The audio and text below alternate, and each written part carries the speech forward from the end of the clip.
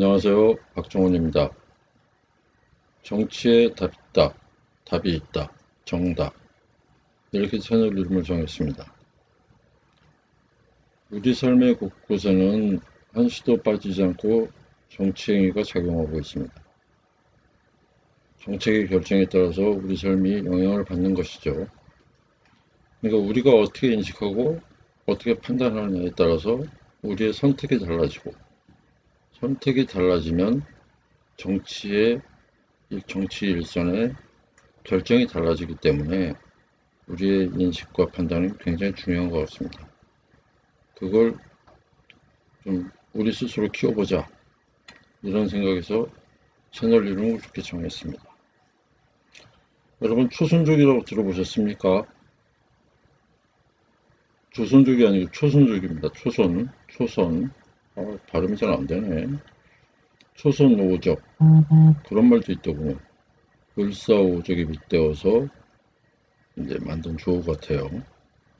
이건 이제 민주당의 20, 30대 초선 국회의원 5명이 이번 보궐선거 패배 후에 이제 반성의 어떤 의사표시를 했나 본데, 그걸 비난한 건지 비판하기 위해서 일부 지지자인지 정원인지 모를 사람들이 만들어냈다고 합니다. 이 조어를.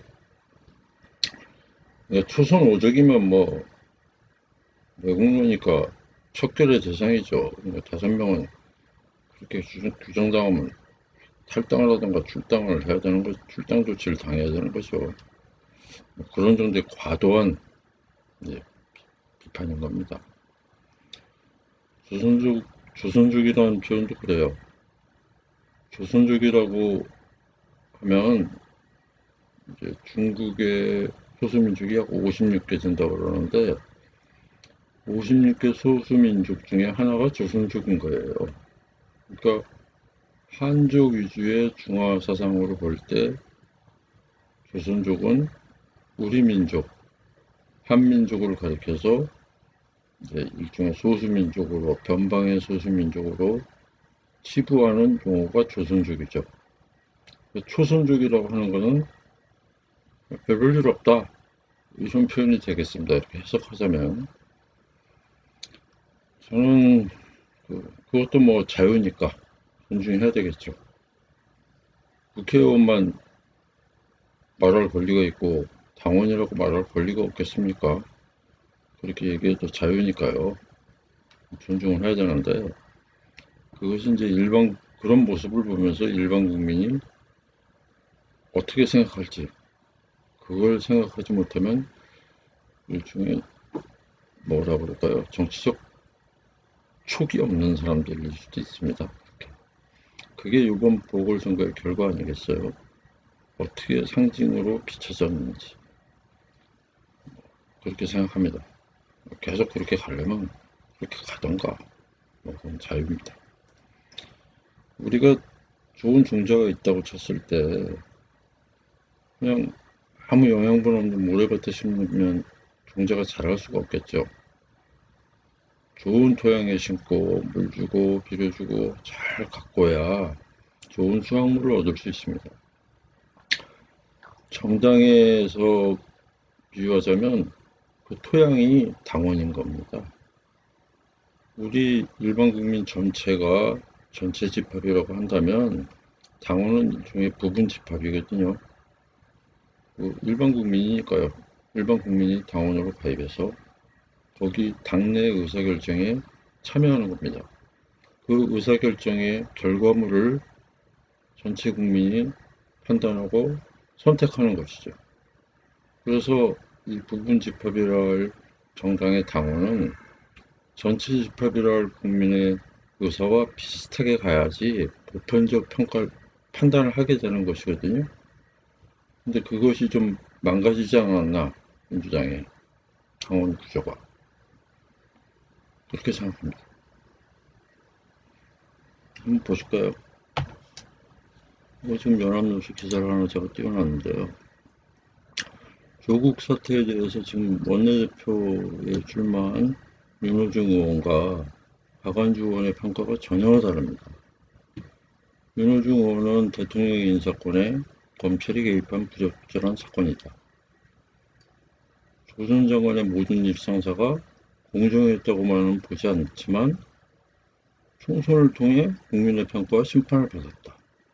이렇게 보는 반면에 박완주 의원은 가족사이지만 문재인 정부가 기치로 세운 공정 문제에 대해 큰 영향을 준 것은 사실이다.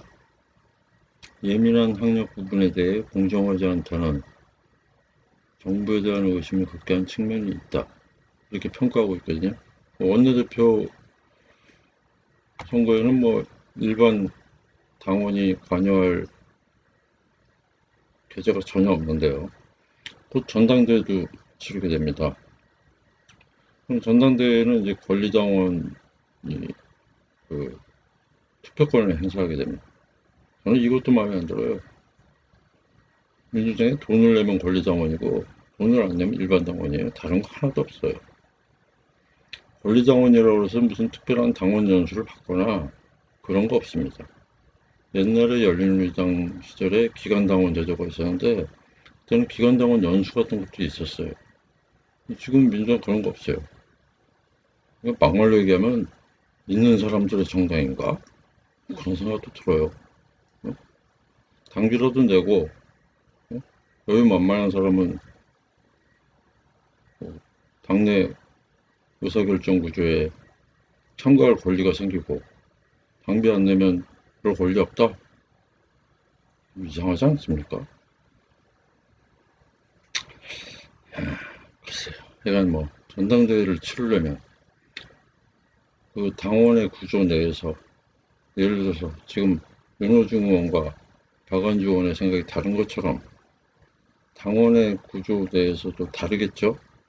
그러면 그 표가 어느 쪽이 많으냐에 따라서 정치인은 자기 입장 표시를 바꿀 겁니다.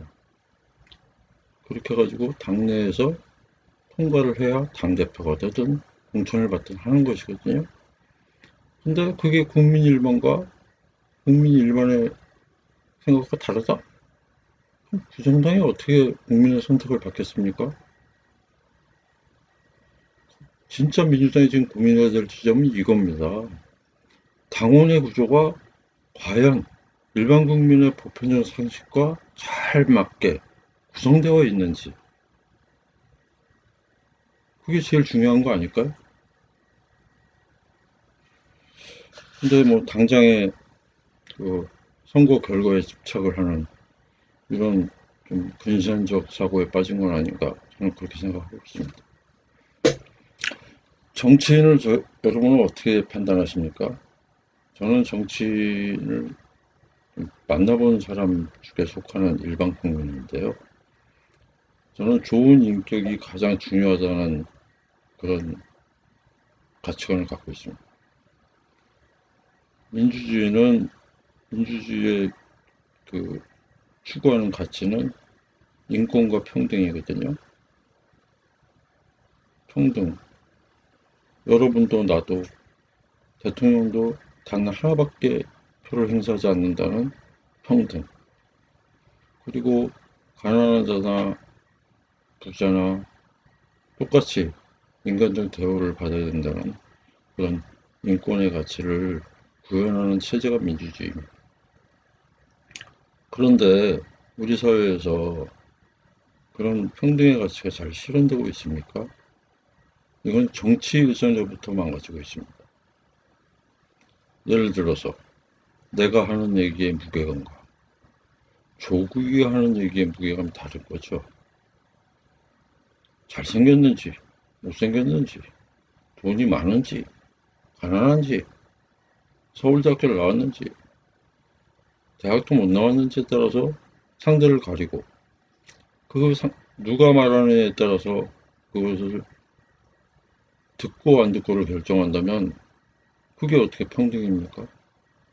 지금 우리 사회에 만연해 있는 것은 스펙이거든요. 누가 얘기했느냐를 먼저 따지는 이런 세태부터 바꿔야 됩니다. 메시지가 중요하죠. 메신저가 중요한 거 아니거든요. 그러니까 그런 사고방식을 가진 것은 결국에 권위주의적 사고방식이라는 거예요. 권위가 있는 사람의 말은 내용도 충실하다고 본다면 그런 회귀한 사고방식이 어디 있겠어.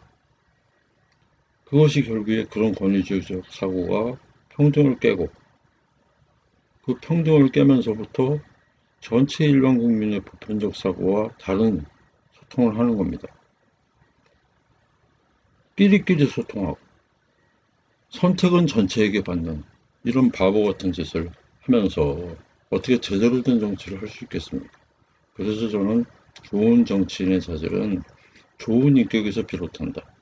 좋은 인격을 가진 사람은 상대를 가리지 않고 소통하고 겸손하게 배우고 모르면 묻고 그 과정을 통해서 인간으로서 품위 있는 선택이 무엇인지 고민하고 결국에 모든 보편적 사고와 그래도 같이 가는 결정을 하게 된다는 겁니다. 그래서 정치인의 자질은 무슨 전문가적 소양이 뛰어나다거나 뭐 학벌이 좋다거나 돈이 많다거나 이런 게 아니고 좋은 인격을 먼저 갖춰야 된다. 그것이 정치인의 아주 기초적인 덕목이라고 저는 확신합니다. 우리가 어떤 사람이 좋은 정치인인지 알아보는 게 중요하지 않습니까? 어떤 정책이 우리의 삶을 좋아지게 하는지 판단하는 게 중요하지 않습니까? 우리 시민이 잘 알아보고 잘 판단하는 것. 그게 우리 민주주의를 지금보다 훨씬 더 낫게 하는 첩경이라고 저는 확신하고 있습니다. 그래서 정치에 답이 있다고 이렇게 좀 거창하게 이름을 줬습니다. 오늘 첫인사인데 괜히 민주당 얘기만 했습니다. 그 당과 뭐 어떤 정치적 철학 이런 걸 떠나서 사실을 사실대로 잘 분석하고 우리 모두가 같이 이 방송을 보시는 분들이 댓글로 소통하고 저도 그걸 고민하고 이런 과정을 통해서 좋은 판단을 할 수 있는 토양을 갖춰보자 이런 취지에서 앞으로 진행해 보도록 하겠습니다. 오늘 시험방송차 첫 방송을 해봤습니다. 감사합니다.